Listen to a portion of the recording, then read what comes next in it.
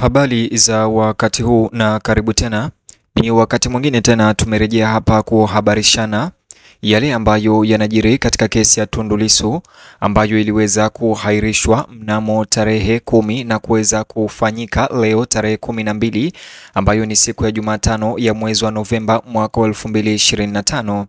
Katika kesi ya uhaini inayomkabili mwenyekiti wa chama kikuu cha upinzani Tanzania Chadema Mheshimiwa Tundu Lissu leo iliweza kuanza tena katika Mahakama Kuu Kanda ya Dar es Salaam na kuvuta hisia za wananchi na vyombo vya habari nchini.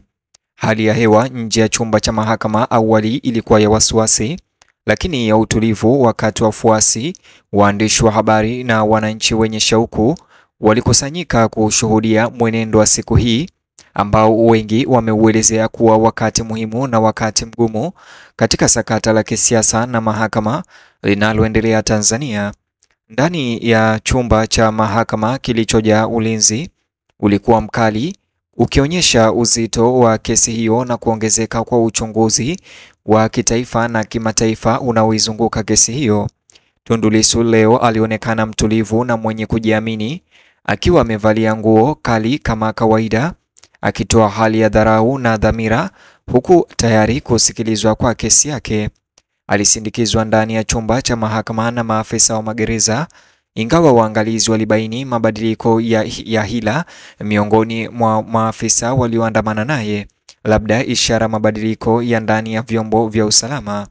Wakati majaji hao wakiingia na kikao kuanza, upande wa mashtaka ukiongozwa na wakili wa serikali Katuga ulitangaza kuwasilishwa kwa shahidi mpya ambaye jina lake liliweza kufichwa, lakini aliyetajwa kwa jina la siri la P11 pekee. Tamko hilo mara moja lilizua mabishano makali kati ya upande wa mashtaka na timu za utetezi.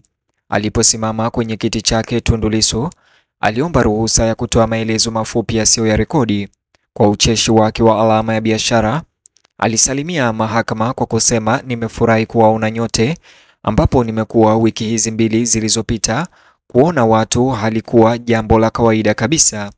Mahakama iliangua kicheko chepesi na kupunguza mvutano kwa muda mfupi kabla ya kikao kuendelea kwa uzito kamili. Kisha upande wa utetezi uliwasilisha pingamizi rasmi kwa utaratibu unaohusu kuletwa kwa shahidi anayefahamika kama P11 jina la siri. Tundu Lissu na mawakili wake wakuu wa upande wa utetezi walisema kuwa chini ya kanuni za ulinzi za mashahidi wa Tanzania za mwaka 2025, mashahidi hata wakiwa wamelindwa lazima wafike katika kibanda maalum kinachoonekana angalau kwa jopo la majaji.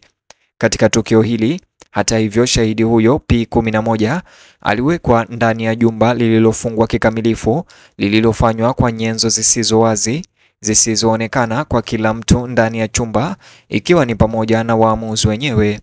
Walioshuhudia ndani ya chumba hicho cha mahakama walieleza kibanda hicho kama sanduku lililofungwa karibu na lango la majaji, likiwa limezuiliwa na sauti na giza, hivyo basi kushindwa kumtambua mtu aliyekuwa ndani. Tundu Lissu alipinga uhalali wa usiri huo, akihoji jinsi kesi ya haki inavyoweza kuendelea wakati hata majaji hawakuweza kudhibitisha utambulisho wa shahidi. Maneno yake ni kimnukuu, alisema, haki haiwezi kutolewa gizani.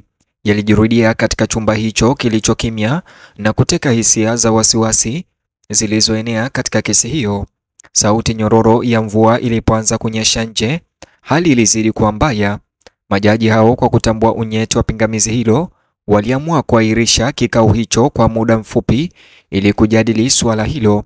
Timu zote mbili za wanasheria ziliagizwa kuwasilisha hoja zilizoandikwa kuhusu kama hatua hizo kali za kutotaja majina mashahidi ni za kikatiba ndani ya mfumo wa sheria za Tanzania na viwango vya kimataifa vya haki za binadamu. Kwa Watanzania wengi, kusikilizwa kwa kesi ya leo kumekuwa sura nyingine katika kesi ambayo imekuja kuashiria uhusiano uliopo kati ya mamlaka ya nchi na upinzani wa kisiasa. Kesi inayoendelea ya Tundu Lissu imeelezwa na waangalizi wa kimataifa kama kipimo cha ukomavu wa kidemokrasia wa Tanzania, kupima kama mahakama inaweza kufanya kazi kwa uhuru huku kukiwa na shinikizo kubwa la kisiasa. Zaidi ya ukumbi wa mahakama, majadiliano kuhusu kesi hiyo yameendelea kuibua hisia kali leo. Wafuasi wa Tundu Lissu wanasema kuwa serikali inatumia mfumo wa utoaji haki kumnyamazisha mmoja wa wakosoaji wakubwa wa utawala wa CCM, huku viongozi wa serikali wakishikilia kuwa kesi hiyo ya Tundu Lissu ni ya kisheria, si ya kisiasa. Taifa limesalia kugawanyika, huku mitandao ya kijamii ikijaa mijadala mikali na maswali kuhusu uwazi, haki na uwajibikaji. Awamu hii mpya ya kesi pia inakuja katika kivuli cha maandamano yaliyofanyika mnamo Oktoba tarehe 29 ambayo yalizuka katika miji mikuu ya Tanzania. Maandamano hayo yaliyochochewa na madai ya udanganyifu katika uchaguzi na kukamatwa kwa viongozi wa upinzani yalikabiliwa na majibu mazito kutoka kwa vikosi vya usalama. Makumi waliripotiwa kufariki na wengine kujeruhiwa na mamia waliweza kukamatwa, jambo lililosababisha kulaaniwa kimataifa na kutaka uchunguzi huru ufanyike. Kamishna mkuu wa Umoja wa Mataifa awali leo ameitaka Tanzania kufanya uchunguzi wa wazi kuhusu mauaji na kupotea kwa watu walioripotiwa kufuatia uchaguzi wa Oktoba. Alieleza wasiwasi wake juu ya ripoti kwamba vyombo vya usalama vimeondoa miili kutoka kwa hospitali na mitaa ya umma kwa madai ya kuficha ushahidi wa ukiukaji wa haki za binadamu. Katika kukabiliana na hali hiyo, serikali ya Tanzania imekanusha mara kwa mara kufanya makosa hayo, huku maafisa wa polisi wakisisitiza kuwa vitendo vyao wakati wa maandamano vililenga kudumisha utulivu wa umma. Kamanda wa polisi wa mkoa wa Dar es Salaam awali hivi majuzi, Jumanne Muliro, alisema hivi karibuni kwamba video kadhaa zinazoonyesha mauaji ya watu zilitiwa chumvi au zilichukuliwa kutoka kwa matukio yasiyohusiana na nje ya nchi ya Tanzania. Bado wanaharakati na familia za watu waliopotea wanaendelea kudai majibu na haki, wakidai kwamba mashirika ya serikali yanazuia habari muhimu. Katika mazingira haya ya mvutano, kesi ya Tundu Lissu leo imeingiliana na maswali mapana ya kisiasa kuhusu uhuru wa kujieleza na utawala wa sheria. Wachambuzi wanahoji kuwa matokeo ya kesi ya uhaini ya Tundu Lissu yanaweza kudhibitisha au kuharibu pakubwa imani ya umma katika mfumo wa mahakama wa Tanzania.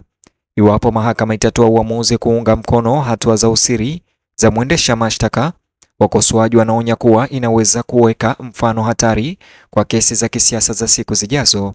Wakati huo huo, takwimu za upinzani zimeapa kuendelea na uhamasishaji wa amani, wakitaka uwajibikaji na mageuzi katika mifumo ya uchaguzi na mahakama.